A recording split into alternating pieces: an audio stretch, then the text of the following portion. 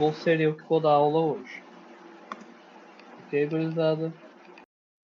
Então, Pedro, quando você der o sinal,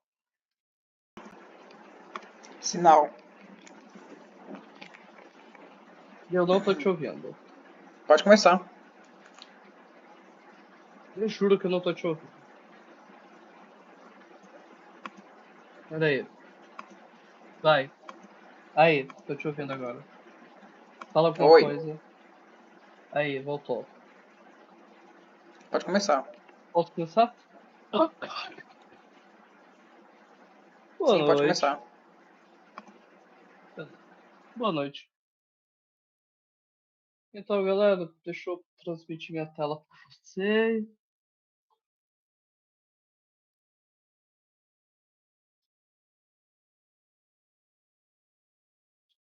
Por favor, confirma pra mim se conseguem ver.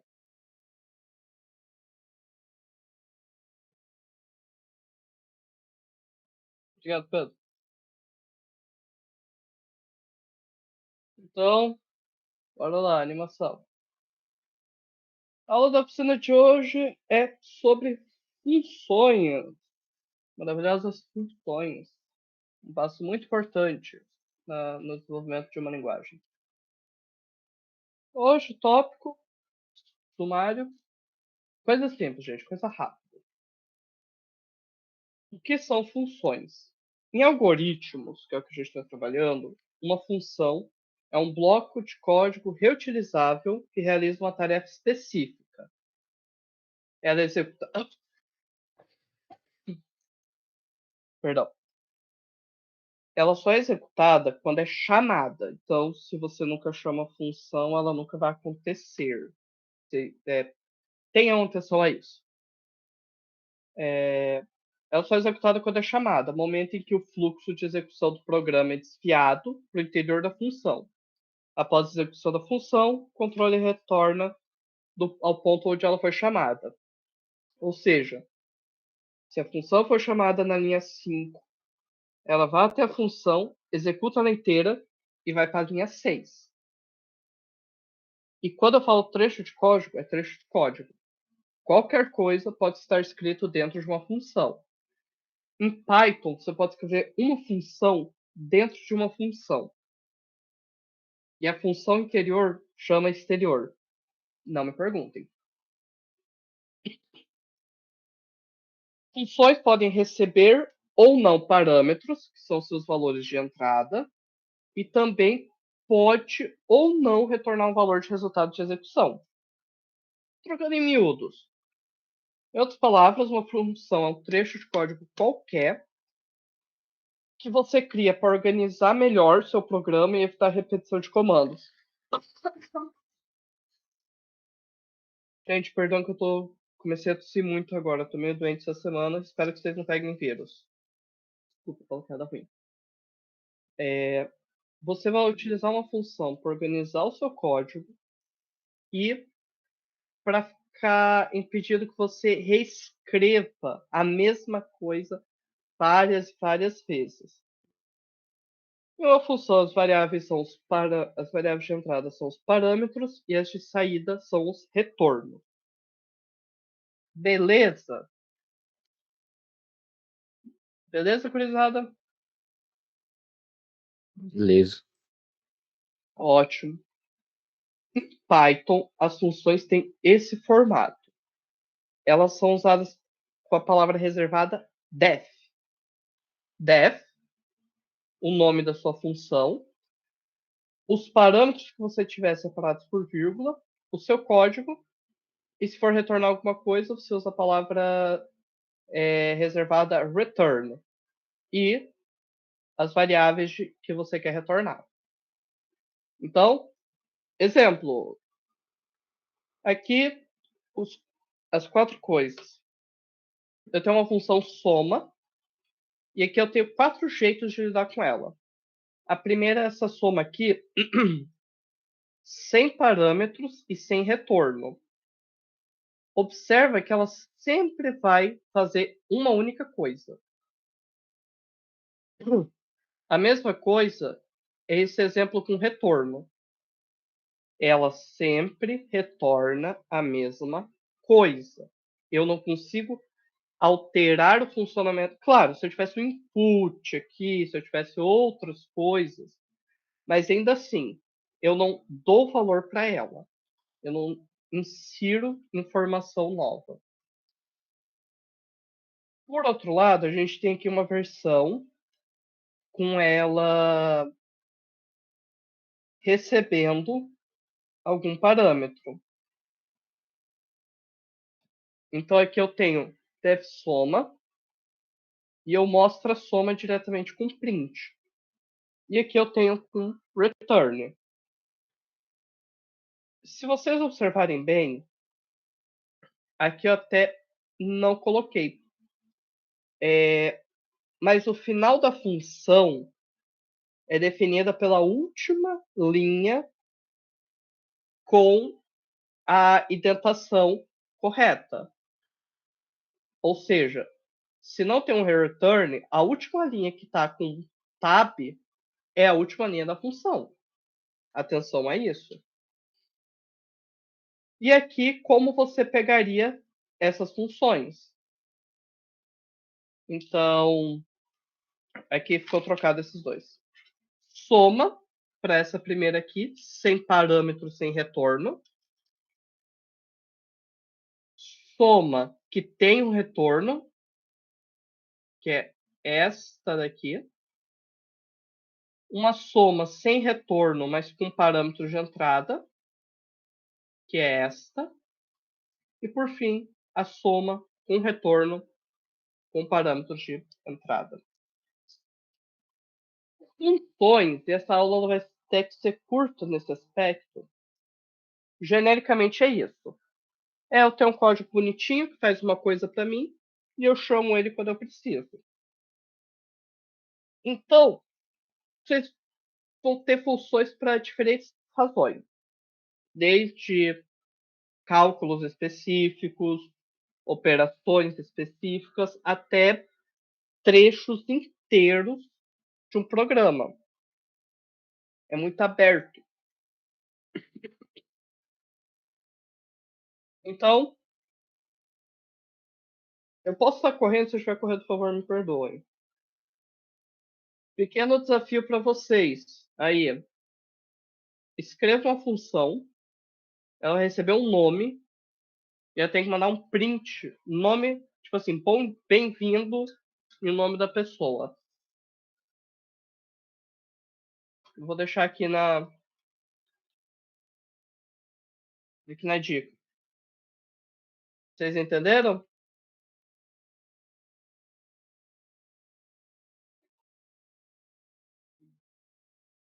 Hello? Entendi, não. Entenderam? Beleza. Aí, Faz não um exemplo, entenderam? se puder fazer um exemplo aí prático. Tá. Gente, eu sou meio surdo. Aqui, ó. Fazer uma função que receba um nome, ou seja, é uma função que tem parâmetro, e dentro dessa função você vai escrever um print com um nome.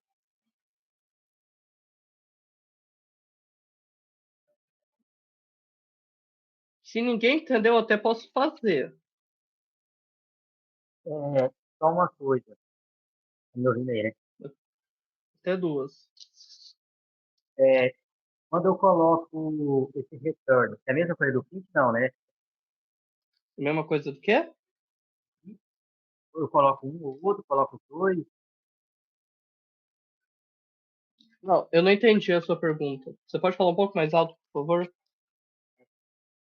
O return, a diferença do return e do print. Esse return aí tem Desculpa, cara, eu realmente não tô conseguindo entender o final da sua frase.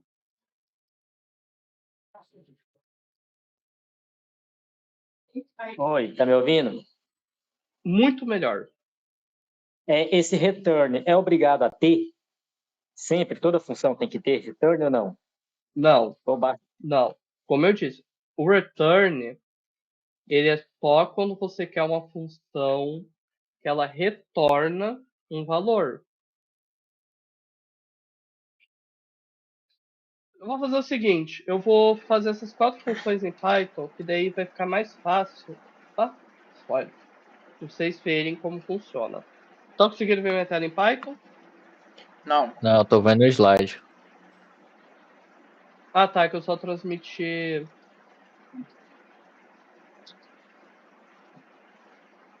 A questão do return é, por exemplo, eu tenho, por exemplo, função soma. Se eu quiser reutilizar o valor do total da minha soma, eu uso o return. Mas se eu só quiser saber o resultado da soma e não quiser reusar, eu só coloco um print, por exemplo. Tá, eu tô no Python. Vocês podem me dizer se estão vendo? Sim. Sim. Beleza, então vamos lá. Def soma sem parâmetros nenhum aqui dentro. 2 pontinhos. Print. Quais os valores que eu coloquei? 10 mais 5.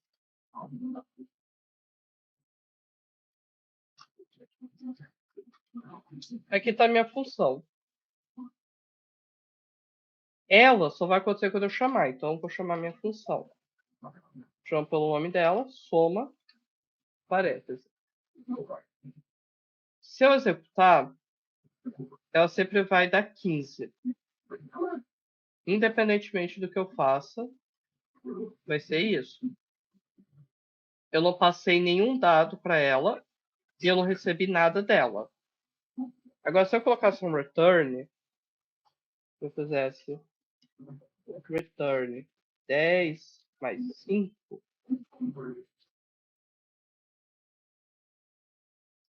aqui não mostraria nada porque eu não estou pegando esse valor. Então eu faço o quê? Eu vou usar um print, que é mais fácil. Eu vou mostrar na tela o que a soma está mandando. 15. Deu para entender a ideia? Sem o return, eu não recebo nenhum valor. Basicamente o que acontece? Quando eu tenho uma função que ela retorna algo, é como se, entre aspas, por mágica, isso daqui sumisse e aparecesse no lugar o que ela está mandando. Deu para entender?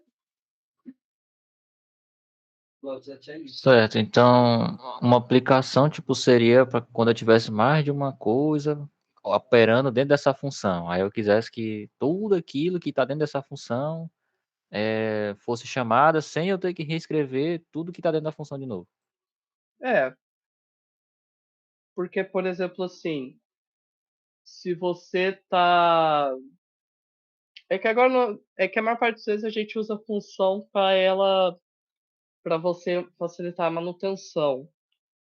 Mas sei lá, se você está lidando com um código que repete algo muitas vezes, sei lá, uma verificação de cadastro, de coisa, em vez de você escrever 5, 6 vezes esse código, você só usa uma função que faz isso. Ah, tá, entendi, agora entendi. Aí, tipo assim, se eu quisesse falar que eu quero poder alterar o resultado, aí eu crio parâmetros. Então, eu vou criar o parâmetro A, vírgula, B. Eles estão apagadinhos porque eu não estou usando eles. Então, eu vou trocar aqui por A mais B. Ó, tô até feliz. Soma. E se eu deixar assim, vai dar erro. Erro de tipagem. Soma está pedindo, soma sente falta de 2 requisitos, de 2 argumentos posicionais requeridos, A e B. Ou seja, soma tem parâmetros e eu não passei. Vou passar agora.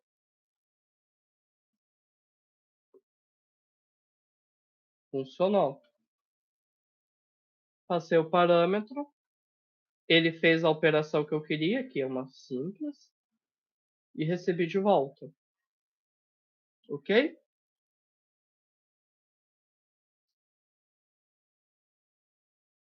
Deu para sacarem um pouco a diferença de como é uma função com parâmetros, uma função sem parâmetros? Eu acho que eu consegui entender mais ou menos. É meio confuso. A ideia é que vocês vão entender melhor os conceitos conforme vocês vão aplicando. Batendo o olho assim, ele é muito genérico, mas no final a gente volta para cá para mais exemplos. Aqui eu só queria dar os exemplos genéricos, só para vocês terem a ideia base. Mas a gente vai voltar, não se preocupem. Um assunto interessante, porque na realidade vocês já sabem usar funções. Vocês já usaram. Só não foram avisados. O Python possui funções nativas, ou seja, você só precisa chamar elas sem definir. São os casos de input e print. Isso aqui é o Python. Input é uma função que recebe um parâmetro, que é uma string, e ela te retorna uma string. No caso, não assim, obviamente, mas assim. Opa.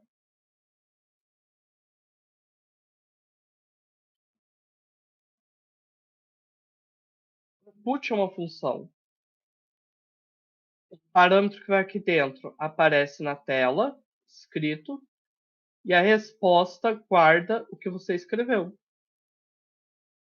Print é o mesmo caso.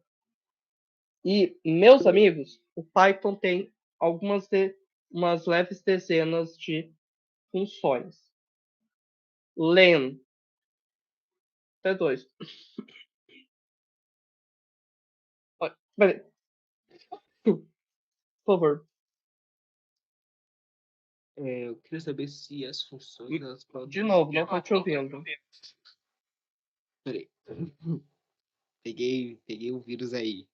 O Eu queria saber queria saber se as funções que eu defini em um código podem ser compartilhadas entre outros códigos, sem eu ter que definir elas nesse código, por dizer. A gente vai lidar com esse assunto. Tá dando microfone, por favor, desligar o microfone. Valeu. A gente vai lidar com esse assunto diretamente quando a gente for falar de módulos. Módulos, enfim, não vou dar spoiler. Mas sim, mas talvez. Para você reutilizar uma função, elas têm que estar visíveis uma à outra. A função a ser chamada e a que chama.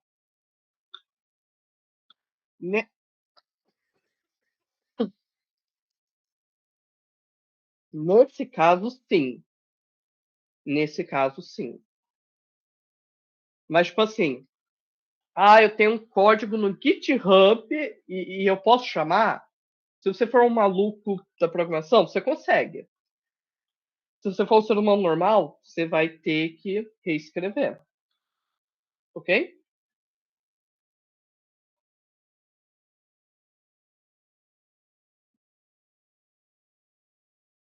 Acho que ok. Então, Python ele tem essas. Ok. Então, o Python ele tem essas dezenas de funções. Aqui eu listei só algumas. A função len, ela retorna o tamanho de um iterável. Iteráveis são coleções, listas, tuplas, sets, dicionários, lista, tupla, set, dicionário, strings. Todos esses são iteráveis. Então, o len retorna o tamanho deles. Absolute, que retorna o valor absoluto de um número. List, que transforma o que recebe em lista. Float, que converte um número em um float. Algumas dessas aqui vocês já até usaram nas atividades que eu vi. Tudo isso são funções. Você chama um nomezinho, passa o parâmetro, recebe o que você quer e todo mundo fica feliz. Ok até aqui?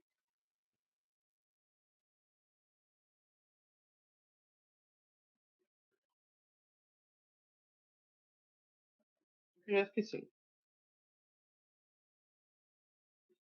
Métodos de tipos de dados. Vamos lá, outra coisa que vocês já viram.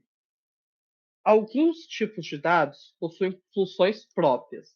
Na aula anterior, quem não viu na aula anterior perdeu, vimos como se relacionar com as coleções através deles. Append, insert, delete, pop, remove. Esses aqui não foram citados, mas ainda assim, find, index, são só alguns exemplos de métodos embutidos em certos tipos de dados. Agora, por que que é assim? Próxima aula só que vocês vão saber. Nessa aula não. Uma dica. Uma dica. Antes de sair batendo cabeça, tentando reinventar a roda, vê se você já não tem um método para isso. Mas só se você entender o que você quer fazer. Se você entender a lógica da coisa. Não adianta você usar um método porque sim. Você nem sabe o que está acontecendo. Então, para deixar isso mais claro, Python.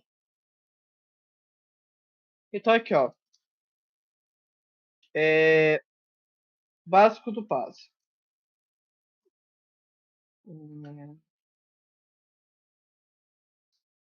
Isso é uma função que vai dizer se o número é par ou não. Eu vou receber n de parâmetro e vou dizer o seguinte: se n mod 2 é igual a 0, então n é par. Então eu vou retornar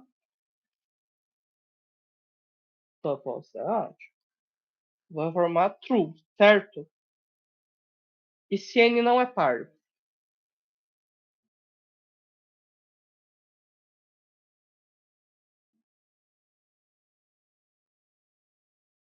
Aí você está perguntando assim, cara, você acabou de pôr 2 returns, isso não dá problema? Não. Por quê? Nunca vai acontecer dos dois serem acessados ao mesmo tempo. Ou seja, não tem problema. Eu posso ter 10 returns desde que um não seja desde que eles não estejam assim. Reparou que esse ficou cinza? Mais escuro? Porque o Python nunca vai acessar ele. Mas assim o Python tem chance de chegar até lá. Eu posso pôr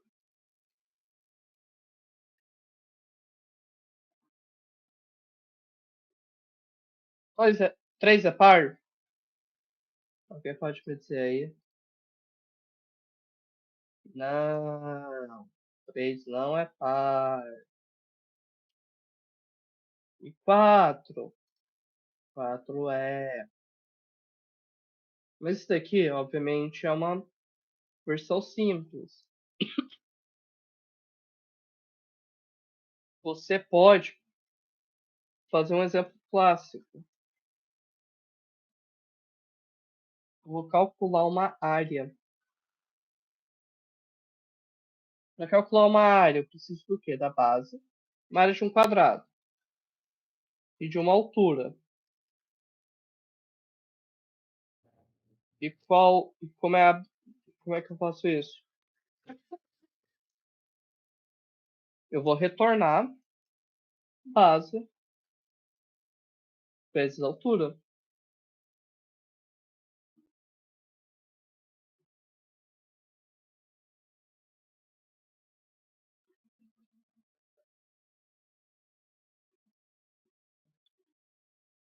maior parte das funções, elas vão ser desse tipo. Alguém falou alguma coisa? No caso aí, por exemplo, desse 5 e desse 4, eu poderia colocar alguma coisa do tipo do input para mim ficar, em vez de colocar no código, na hora que eu executar o código, eu escolher os valores, aí depois retornar? Como é que seria essa? Você devo colocar tipo assim, base igual input, tal. Isso, aí depois, aí no caso eu teria que tirar os parâmetros de 5 e 4 lá no calcular, se fosse fazer esse negócio. Você teria que fazer tipo assim.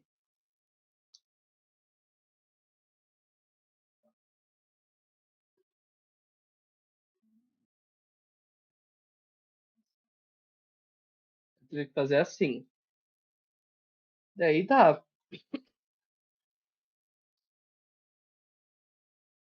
Ah, tá.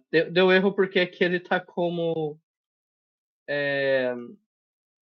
string, mas sim, você pode fazer. Claro, fazendo as devidas correções. Eu posso até. Pode apertar enquanto eu faço uma coisa aqui. Teria como fazer um quadrado mesmo dentro do terminal?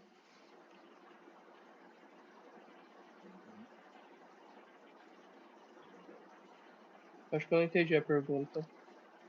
Acho que desenhar o quadrado.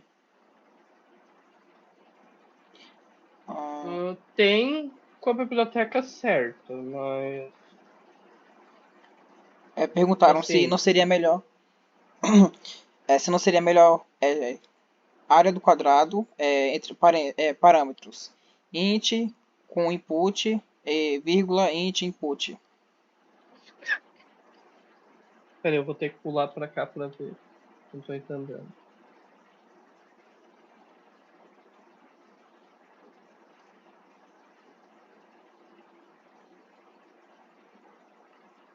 Cara, eu nunca testei isso, mas possivelmente não. Porque eu vou fazer isso, mas é só por questões acadêmicas. Deixa eu ver aqui que ele vai usar.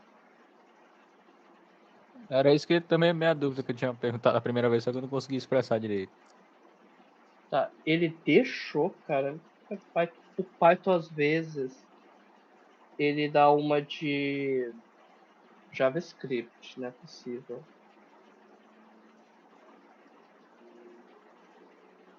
Não é? Ele deixou fazer isso. Só que por que que eu não recomendaria você fazer isso? Olha como você tá alongando sem necessidade uma função. Essa economia de linha é porque aqui, claro, aqui eu estou permitindo usar mais linhas do que é preciso, mas esse tipo de economia ele não é tão interessante porque você tá tornando seu código confuso. Não é interessante você ter isso daqui. Por quê? Eu tenho um print, eu tenho uma função, eu tenho uma função que os parâmetros são ints de inputs. Você entende que, tipo assim, tu tá tendo um excesso de informação? Pode ser que, tipo, é que eu esqueci de pôr a variável. Você pode até falar, pô, mas eu consigo entender meu código. Sim, mas não é o ideal. Isso daqui não é muito zen do Python, ok? Deu para entender? Não é porque pode, vocês devam fazer. Isso vai gerar códigos confusos e de difícil manutenção. Certo? Certo, galerinha?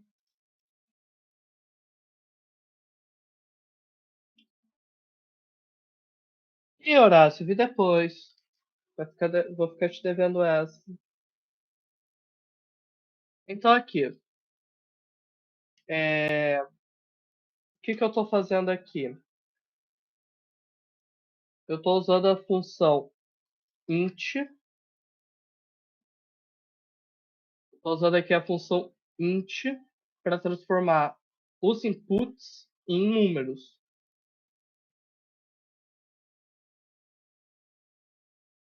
Eu transformo cada input em número e eu faço isso. E aqui eu podia transformar em float, eu podia transformar em dub. Posso fazer o que eu quiser aqui. Ok? Aí, claro, eu posso aqui fazer assim, combinações. O que eu posso fazer, por exemplo? Eu vou criar uma função chamada fatorial. Vocês sabem o que é um fatorial? Sim. Beleza. Na atividade for tinha um fatorial, não tinha? Eu tô maluco. Sim. Beleza, então função fatorial aqui, ó. For, sei lá, i em um range de 1 até n mais 1, vou fazer o quê? Dá uma variável fac, e eu faço fac multiplicar a si mesma vezes i.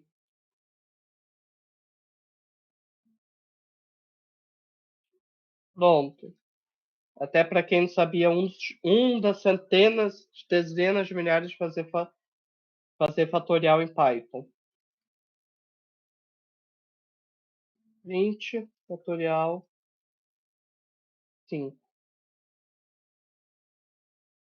O que eu estou fazendo aqui? Fiz uma função, somente fatorial, então recebe o parâmetro n. Criei uma variável interna.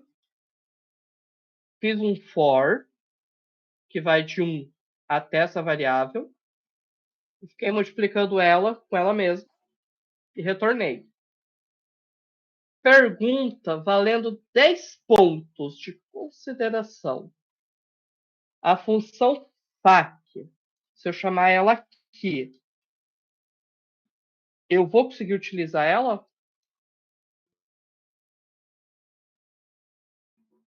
Sim ou não? Vou dizer, sei lá, fac igual a 5. Falou o quê? Manda. Você não vai conseguir usar essa variável porque ela é uma variável. Peraí. Ela é uma variável local da função fatorial. Aí. Ah, mas tu já estuda programação, não vai ganhar os pontos de conservação. Mas o que ele falou tá certo. A variável fac, ela só existe dentro dessa função. Fora dela, ela não existe. Ela não pode ser acessível. Então, quando eu escrevo essa fac aqui fora, é outra função. A única diferença é que elas têm o mesmo nome. Isso é bom? Não. Evitem. Mas, uma não se relaciona com a outra. Ok? E se eu tivesse escrito antes? Vamos lá. Eu escrevi antes. Mas a função dentro do método não se confunde. Por quê? Entrei no fatorial, ele já escrevi fac, ele só reconhece fac ali dentro. Ah, e tem uma gambiarra que faz ele reconhecer um valor fora? Sim, mas não faz. Ok?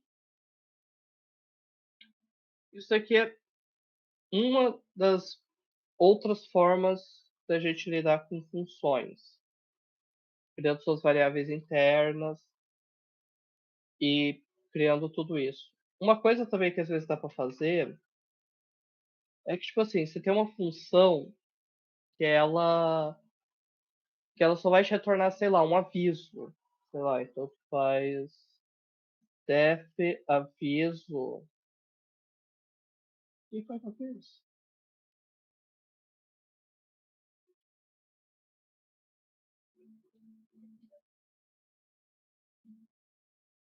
sei lá. E é só isso a função. Ah, Às vezes acontece, eu fiz um programa um tempo desse que uma das funções era uma função que ia para um lugar e depois voltava. Então esse é um assunto muito genérico. Ok, até aqui, gurizada?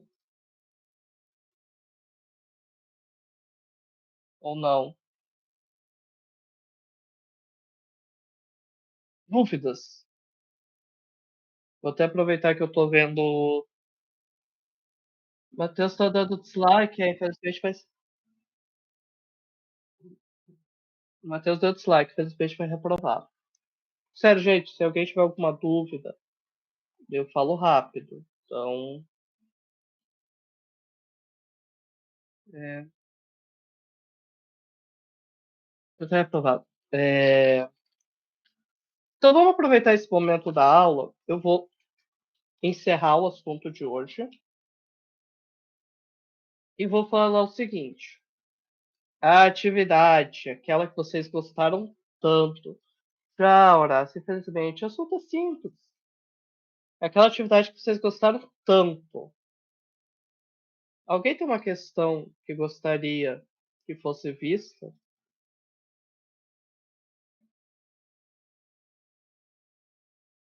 Alguém gostaria de ver como se resolve alguma daquelas questões? Se não tiver, iremos apontar para mostrar. É.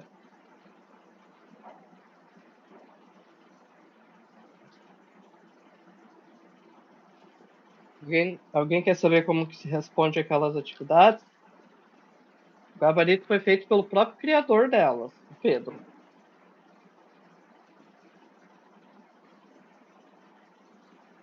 Um 1.2. Veja aí 1.2. 1.2. Não, todas vai ser difícil, mas 1.2, eu só vou ler a questão aqui rapidinho que eu estou desmemoriado. 1.2, professor decide armazenar notas, prova, aluno, lista, calcule, média, menores, maiores, e todos os alunos ficaram no vermelho. Ok. Então vamos lá. Primeiramente, aqui as notas estão em uma lista. Eu tenho uma lista para os reprovados, uma lista para a quantidade de notas, uma lista, um número para a quantidade de notas, um número para a soma, que vai dar. Aí como que o Pedro fez? Gente, curiosidade, esse underline geralmente a gente usa quando não usa o contador ou quando usa ele para uma tarefa muito simples. Ok? Aqui o Pedro usou para a versão simples. Porque o tamanho de uma coisa, algumas coisas você pode usar, enfim, umas funções. Você pode usar funções nativas do Python para adiantar alguma parte desse serviço. Mas agora que vocês sabem disso, não sabiam antes. Então vamos lá. Para cada uma das notas, ele vai somar ele vai somar a quantidade delas e o valor. A média das notas é a soma dividida pela quantidade. Ok até aqui?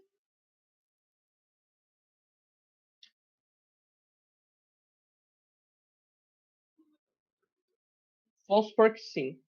Aqui começa o pulo do gato. Qual foi a maior nota e qual foi a menor? Não tem como chutar. Então você fala o seguinte: se diz que a menor e a maior, você diz que foi a primeira nota. Obviamente ela não pode ser a maior e a menor ao mesmo tempo.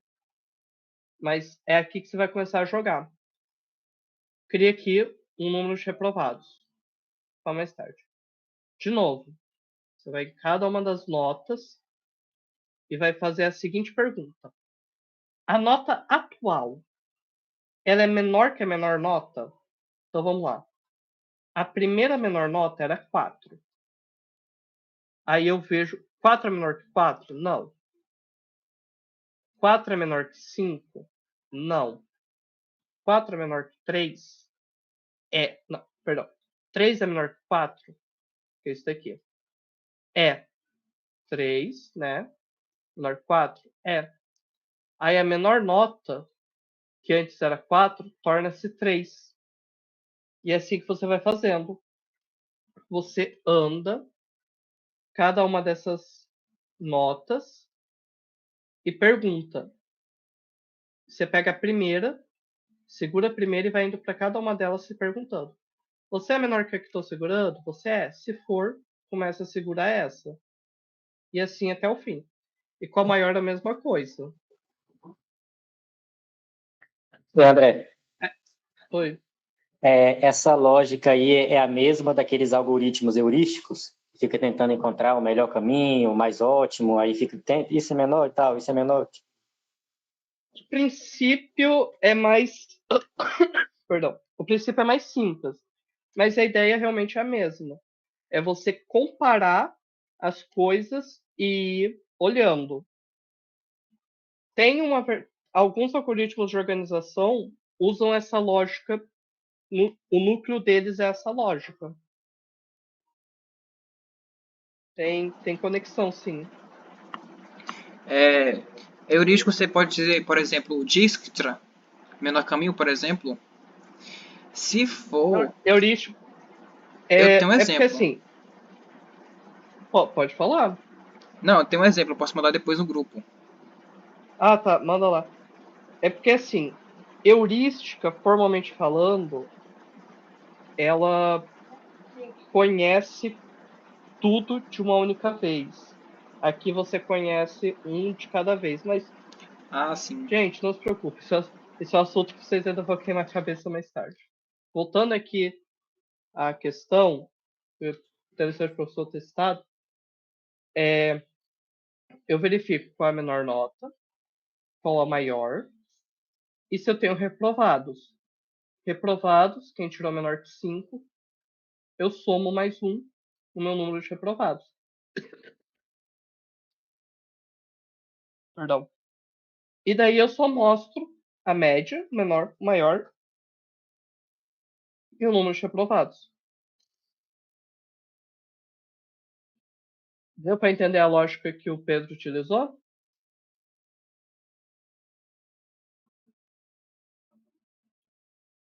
Gente, uma Compreendi coisa, aqui. a gente chama coleções de iteráveis porque você pode interagir com elas muito facilmente.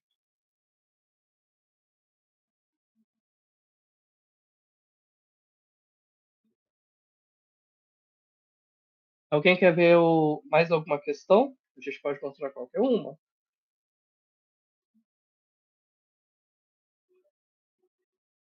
2.3.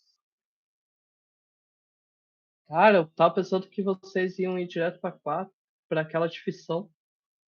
2.3, vamos ler ela. Sedes conjuntos matemáticos. Essa daqui mesmo, gente, que eu tô aqui, aproveitando da questão 1.1, cria um dicionário. Essa? Aproveitando da questão 1.1, tá? Cria um dicionário com os produtos e seus respectivos preços. Depois calcule o valor total. Caso seja interesse do aluno, produtos poderão ser organizados por categorias. Nessa explicação, o valor total deverá ser por categoria. Exemplo do dicionário. Beleza. Vamos ver a do Pedro. Você quer ver direto a explicação da 1.3? É porque, tipo, com a 1.1 eles só teriam que refazer ela. Aí acho melhor ver, tipo, a 1.1 como é que ela é, e aí depois ela refeita com a 2.3. Acho que fica melhor assim. Ok, então vamos lá. 1.1. Ao renovar elementos de uma lista set, dicionário Python, os métodos como pop e remove. Perdão. Tá. Cria uma lista de compras onde o usuário pode adicionar, remover ou listar todos os produtos de sua lista. O programa deve continuar rodando até que o usuário decida sair. Ficará opcional do aluno decidir criar uma lista padrão com produtos já cadastrados. Caso opte por essa alternativa, os itens não poderão ser perdidos, ou seja, deve voltar para a lista padrão, independentemente da posição e índice. 1.1. Então vamos lá. Aqui a opção do Pedro foi por não usar uma lista padrão. Vamos lá. Então ele começa com uma lista de compras e uma lista de produtos removidos. While true, ou seja, ele vai continuar repetindo enquanto o cliente desejar. E ele vai usar a variável ação para ver o que a pessoa pediu. Então, tem aqui um menuzinho, né? Digite ação. Opção 1, adicionar. 2, remover. 3, ver lista. 4, sair. Se a ação for igual a adicionar, ou se ela for igual a 1, se a pessoa... Perdão, gente. O que eu vou fazer? Eu vou criar uma variável item, que vai ser um input de ela vai ser um input. Esse input está escrito aqui de produto que deseja adicionar. Ou seja, vou adicionar, se deseja repor um item, se deseja repor um item anterior, coloque 1.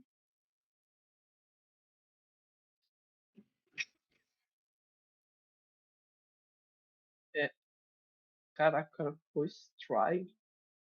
Então, se item igual a 1, né? Se ele quer adicionar, eu mostro todos os produtos que foram removidos, adiciono e falo qual e pergunto para ele qual ele quer adicionar. Pedro, essa parte de try eu não vou explicar tanto, ok? Digo. Ah, sim, realmente. Porque assim, nós não explicamos try e bom, talvez não explicaremos. Ela foi utilizada aqui só para economizar código, porque basicamente try é um tratador de exceção. Então ele trata um erro que existe. Não sei se aconteceu com alguns de vocês, mas se vocês... por exemplo, a função do André, que ele estava explicando. Se não coloca os parâmetros, ele dá erro porque precisa dos parâmetros. O try, ele não quebra o código, ele só continua. Então, nesse caso do exemplo, a função quebraria, o código quebraria se eu colocasse um índice que não tem na minha lista. Então, por exemplo, a minha lista tem o tamanho 3, então 0, 1, 2. Se eu pedisse ali if removido, se a lista removidos e o índice do produto for 4, ela quebraria e o código iria parar. Então, o try é para isso. O código não iria parar, ele só iria dizer não foi possível realizar a ação. Tem outra forma de fazer sem try, só que eu preferi fazer assim porque o próprio Horácio perguntou no grupo se poderia usar try e except. Então eu só coloquei. Só, Horácio, olha o que você está fazendo. Então, ele vai tentar, como o Pedro disse, ele vai verificar se esse índice existe, vai adicioná-lo ao final da lista de compras. Caso ele não exista, só vai dar um erro. Caso a lista de compras esteja vazia, ele não vai fazer nada. Aí a segunda opção é de remover. Então, ele vai mostrar a lista de compras, vai perguntar qual item deseja remover. E ele vai tentar remover esse item. Se esse item existir, ele vai ser removido com pop e tudo certo. Caso não exista, não foi possível realizar a ação, o Triception ele é um if else super chique. A mesma coisa aqui, ó. Ação ver só vai listar a lista de compras. por item, para cada item em compras, ele vai fazer um print mostrando o item. A ação de sair, ele usa um break, porque o break quebra o while. Break quebra tanto while quanto for. E caso ele tenha colocado um número que não foi escrito aqui ou uma palavra que não foi escrita aqui, ele só vai dizer que não identificou a ação e vai repetir o menu. Ok, gurizada? Ok, ok. Outra questão?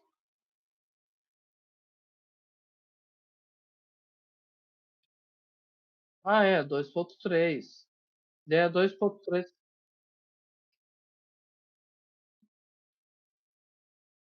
2.3, deixa eu achar aqui. Aqui. Cria um dicionário com os produtos e seus respectivos preços. Ok. Então vamos lá. Dicionário de compra, um de removidos, um de total de categorias e um de estoque. Então, white true, ações que ele pode realizar. Vamos ler cada uma delas. Ação de adicionar. Calma aí. Mesmo padrão. Como eu falei, o código é repetido. O que mudou é ali em cima, olha. É no primeiro input. Tem agora adicionar preços e calcular o total. Então você só lê isso. Beleza, aqui ele vai adicionar o mesmo padrão. Linha 9. Sim. Não, sim. Não, estou comentando. É que ele Ok. vai adicionar o mesmo padrão. Remover o mesmo padrão. Ver. Que ele vai ficar agora um pouco diferente. Então, se tiver estoque, ele vai ir para cada categoria em estoque. Vai fazer um print categoria. E vai fazer o seguinte. Para cada produto e preço no estoque daquela categoria, esse itens, essa função itens, ela é uma função que, salvo engano, ela meio que devolve quase como se fosse uma lista. Porque se você pega só essa parte, ele só dá o valor. Se você pegar só isso daqui, ele só dá o valor. O itens, ele devolve os dois, a chave e o valor. Chave produto, valor preço. Mais ou menos, mais ou menos. Estou simplificando a história. Então eu vou pegar os itens que estão dentro da chave categoria no dicionário estoque. No caso é produto preço, porque foi o Pedro que criou a função. E vou imprimir eles dois. Caso eu não tenha estoque, eu só vou mostrar a lista de compra. A ação de calcular o preço. Então vamos lá. Então eu pergunto qual a categoria que a pessoa quer. Lower é uma função interna das strings que faz com que elas fiquem em minúsculo. Toda string fica em minúsculo.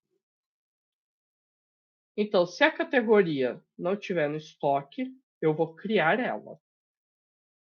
E é o que você está fazendo. Se categoria not in é um comparador em coleção. Eu consigo ver se alguma coisa está dentro de uma coleção usando o in. Not in não está dentro. Então, se a categoria não está dentro de estoque, o estoque ganha uma nova categoria, que é um dicionário vazio. Ele vai mostrar os produtos disponíveis para adicionar preço.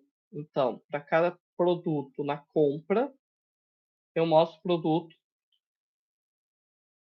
e eu mostro o número do produto e o preço. Por que tem esse i? Porque ele não está usando for. Por que ele não está usando for? Porque Assim, eu faço menos poluição visual. Eu ainda consigo ter bonitinho o meu produto, que eu quero, que é o mais importante, um número para me orientar e um índice. Tranquilex. Pode fazer for? Pode. Tá no mesmo, tá mais trabalhoso. Aí aqui o que ele vai fazer?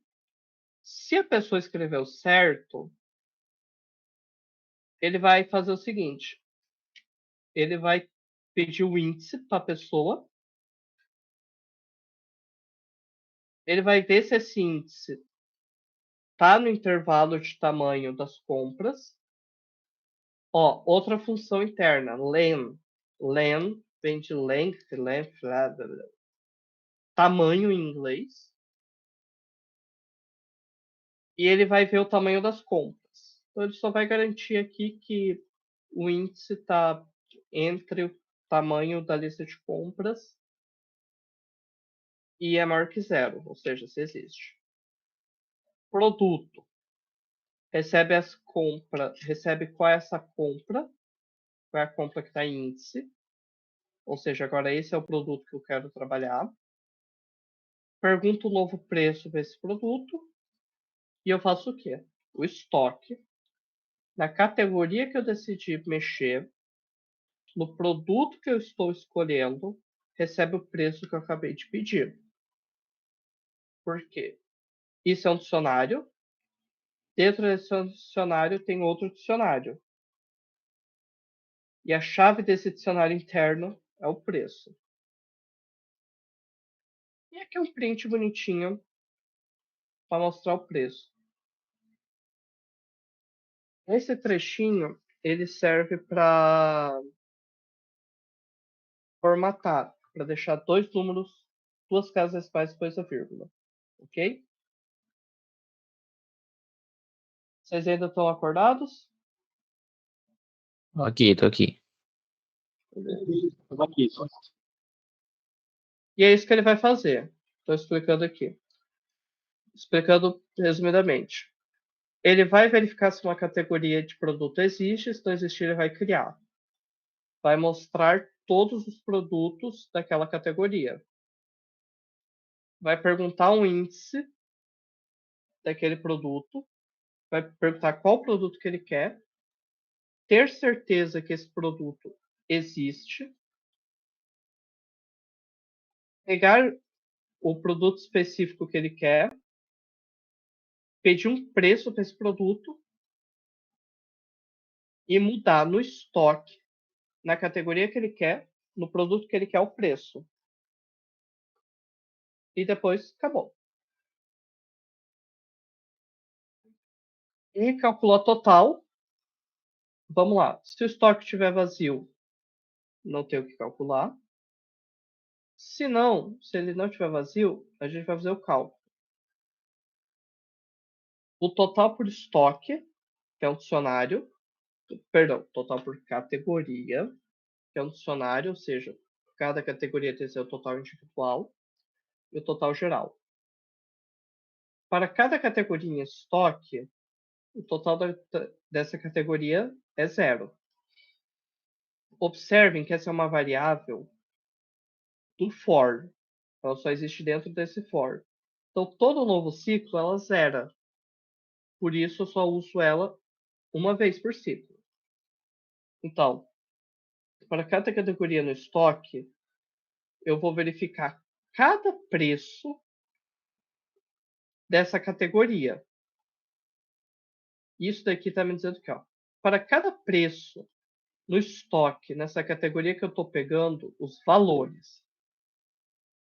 Essa função dos dicionários, ela retorna, salvo engano, uma lista com os valores de cada chave.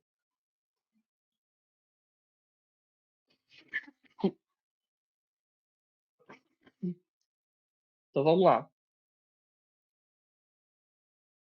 Para cada preço no estoque daquela categoria, eu vou somando eles. Quando eu terminar, eu vou dizer que o total da categoria daquela categoria, essa variável auxiliar que eu estou usando, e o total geral que eu estou calculando é somado com o total da categoria. Ok? Simples. Aí no final, para ser bonitinho, ele escreveu que para cada categoria, no total por categorias, o preço que foi e o preço geral. Deu para entender? É louco, isso é um bagulho muito avançado. Ó, tranquilo. Percebi um pouco o Tati, que era um pouco grande. Mas é só grande, não é muito difícil. Tu pode rodar, ver o que acontece? Roda pra mostrar pra eles como é que ficou no final. Então deixa eu... Aumenta o terminal. Hã? Aumenta o tamanho do terminal. Isso.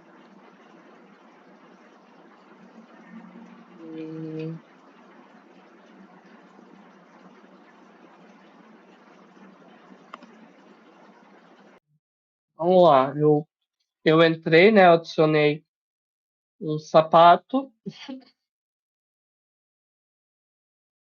Sapato. E vou adicionar um preço. Sei lá, categoria...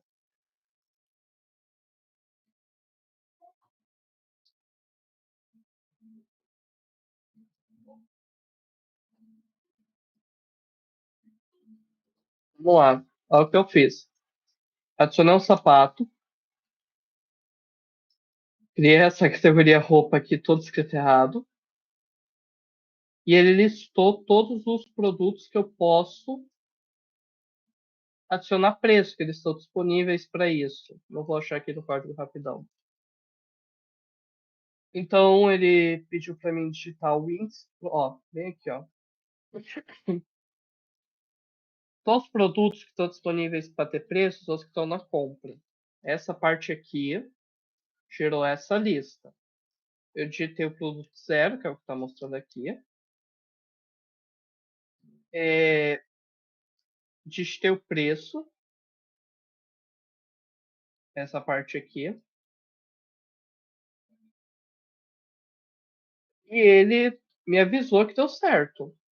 Aí quando eu fui pedir a lista do estoque, quando eu fui pedir a minha lista, ela já consta com a roupa, com a categoria e o elemento da categoria. E se eu for calcular total, ele me mostra o total por categoria e o total geral.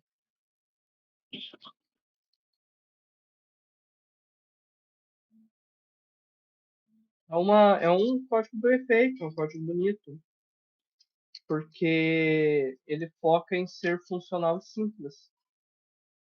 Ah, ele tem 104 linhas de código.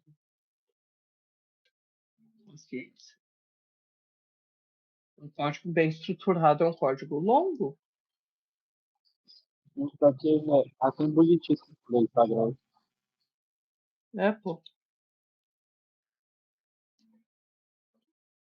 Mais alguma coisa?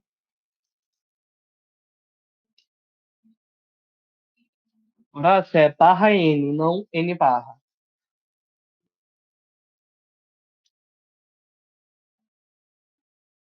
Esses são os códigos ESP. Então, se não tem mais nada, podem fazer a frequência de hoje. Coloque seu nome, dê um tchauzinho e pegue seu banquinho. Eu não Temos uma lembro dúvida. agora. Luan, por favor, fale. Sim. Mas se preferirem, a gente pode deixar para quinta. É aí que tá. Vocês querem 2 atividades ou uma atividade e meia?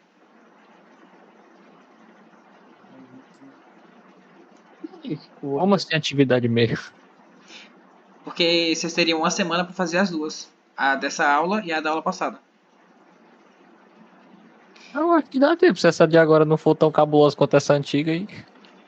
Então até segunda.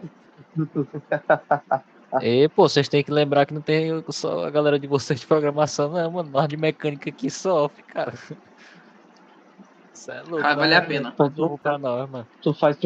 Cara, tu faz engenharia. Você já devia estar acostumado. Não, eu tô acostumado, mas tipo assim, é uma área mais específica do curso de vocês, tá ligado? Isso aí. Mas é Eu acho lógica. bacana, pô. É uma área que eu. Não, pô, eu já fiz, né? Linguagem de programação a gente tem também, tá ligado?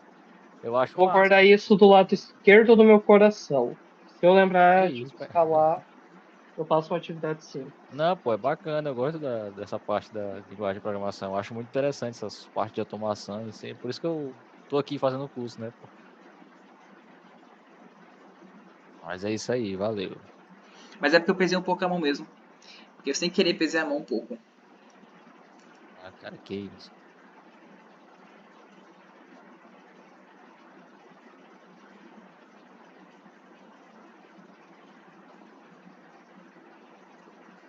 Isso, gente, vão colocando seus nomes.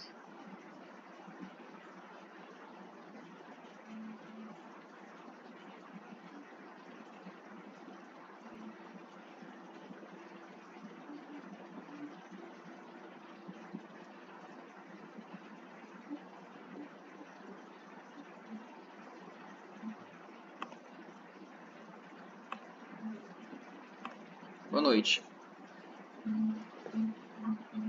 Boa noite.